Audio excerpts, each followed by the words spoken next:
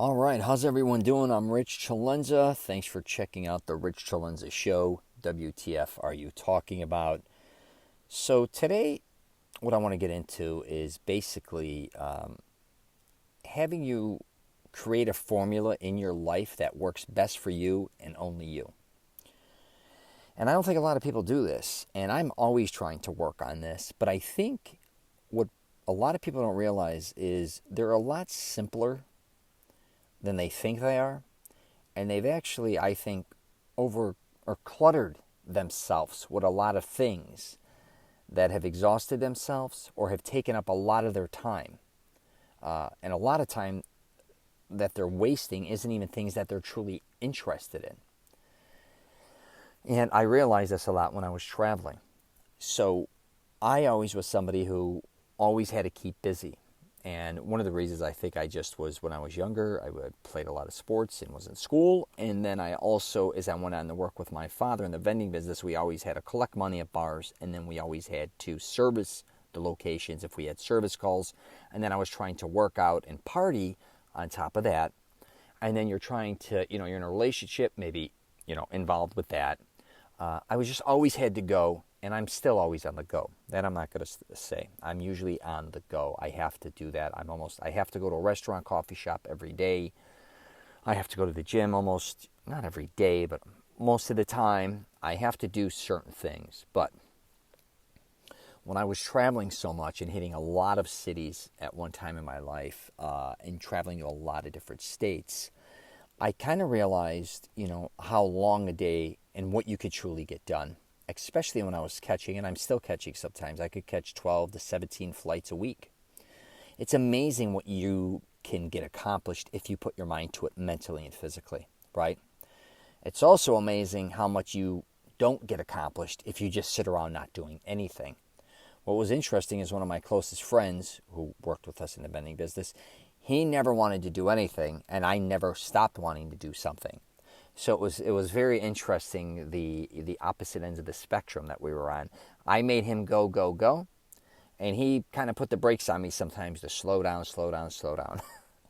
which was kind of a yin-yang thing, which kind of worked. Because I think if we were both animals wanting to go, go, go, go, go, we would have been fried.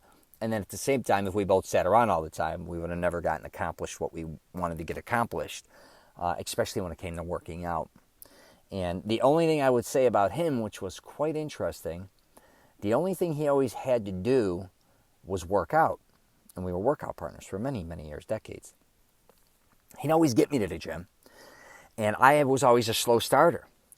And I start off slow at the gym, and he starts off like gangbusters. But I never did abs back then. But he'd start abs, he did all these things, he warmed up better than me, and he liked all that, but I went in kind of slow.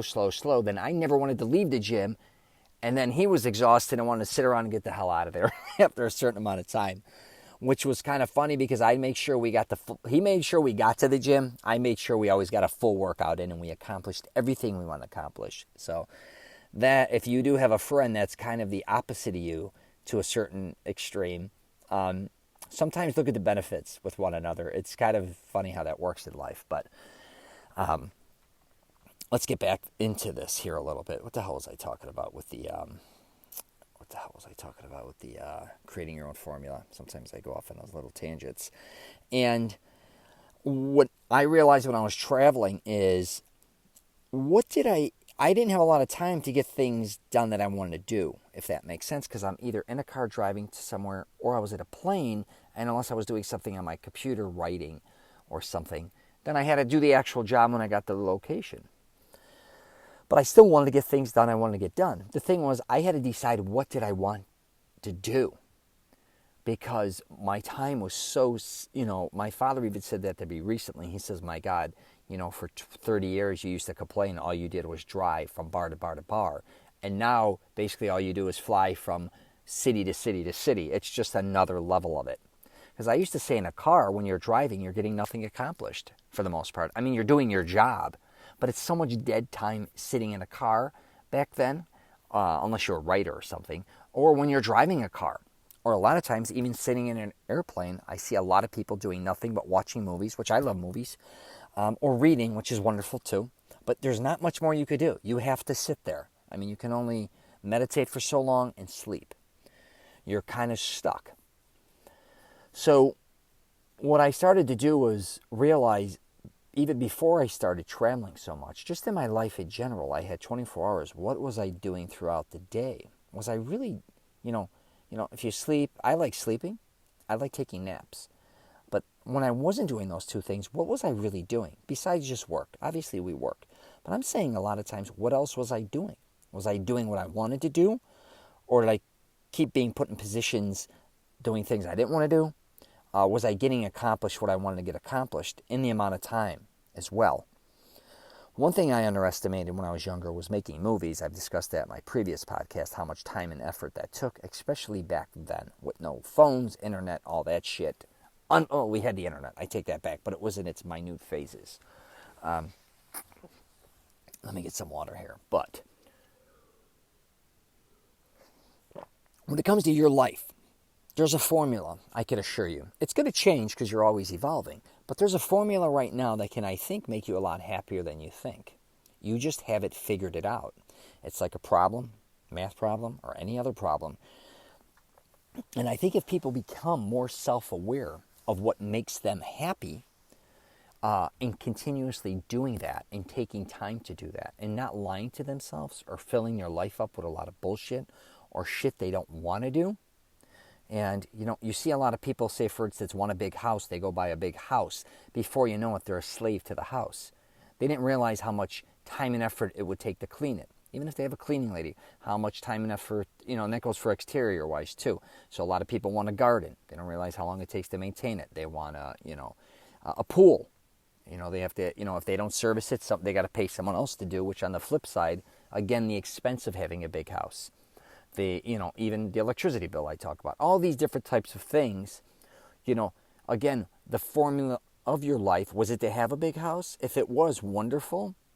But if it necessarily was kind of like, oh yeah, I kind of want to do it, I don't, but my wife wants to do it, or my girlfriend, or this or that.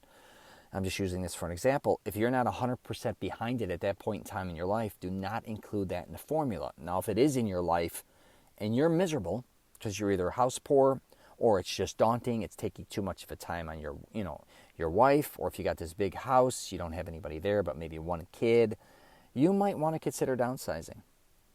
And I talk about this with cars too. A lot of people have, and I handle for many, many years, expensive car payments, expensive insurance, and it's great to have a great car, or any car you want. But a lot of guys' dream car is to have a certain type of car. It could be a Ferrari, Porsche, whatever. And a lot of guys I know, now, unless you're extremely wealthy, but I know a lot of guys upper middle class that their dream was to own a certain car. They buy that car, and then they realize this is insane. This was not worth the stress of not only the payment and the insurance, but the stress of wherever you leave it, people hurting it, damaging it. Also the stress of having to maintain that car, having to bring it in if it's complicated. And, then a lot of them get rid of the sports car, the high-end car, and go back to a normal car, and they've never been happier. It's, again, there are things in your life that you sometimes think, formula-wise, that you always wanted that would work out great in your life.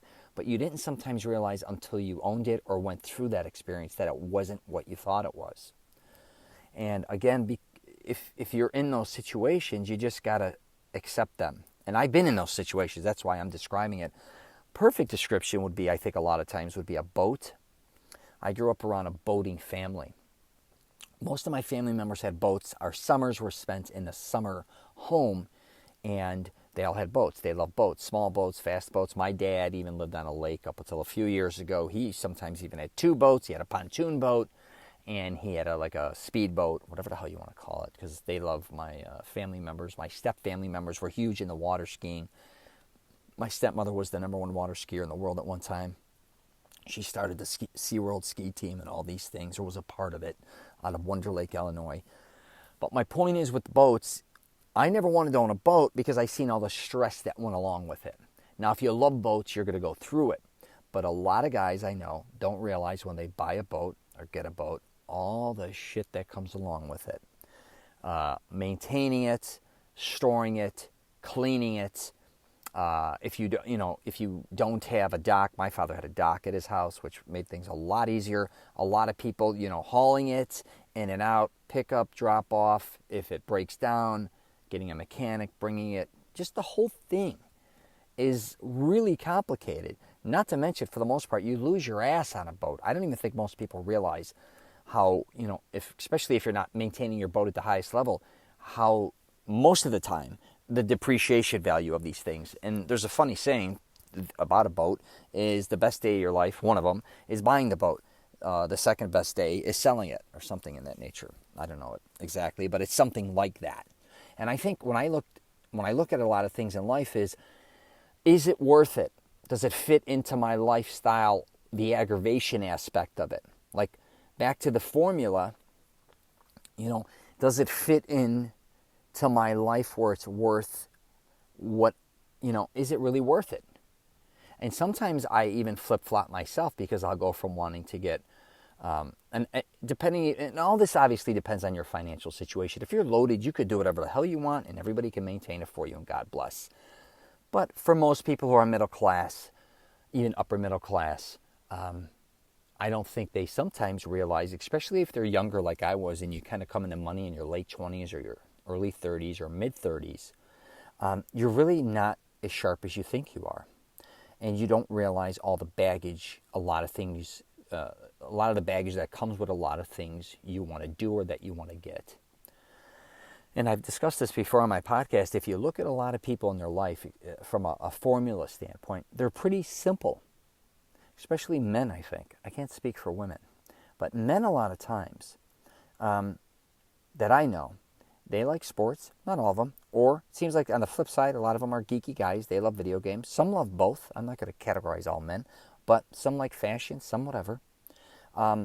They kind of like, they may like their favorite drinks, which could be coffee, tea. It also could go from alcoholic beverages, whatever the case may be. They like to have that maybe throughout a day. Could be beer, whatever the case may be. They, again, say you do like sports teams.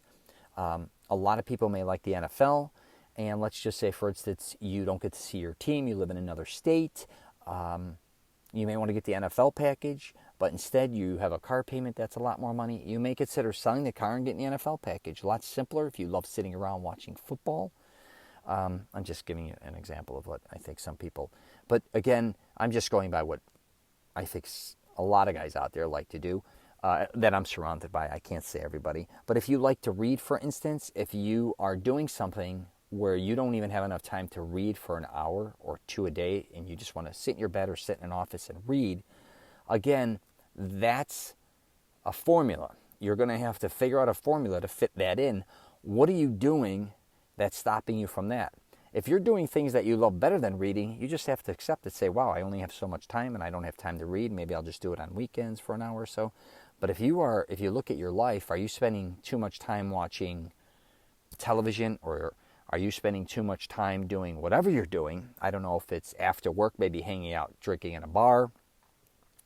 Maybe, that goes for a gym as well. A lot of people are always telling me they don't have time to work out. I'm like, if you don't have enough time to put towards your health, an hour a day, let's say, and there's 24 hours a day, that's 1 hour is 4% of that.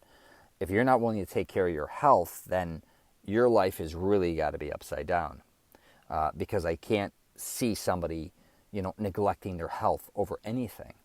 But if you're that jammed up, then maybe you need to start considering either different jobs or scheduling things differently, because that's kind of ridiculous. And I do see this a lot with parents, always saying, I don't have time because of my kids.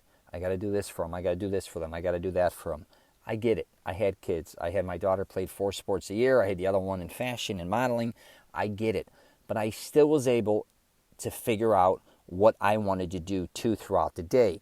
What was interesting about me is working out wise, I never stopped working out. I'd go late at night. A lot of people would be like, well, I don't have the energy to do that. Well, you probably do.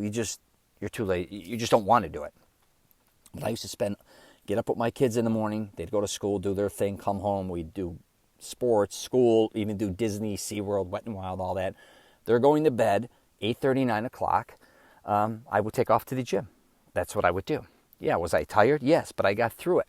But that was part of my formula that I knew I wanted, to make work for me, because I knew I wanted to, keep up with my body and keep up with my health.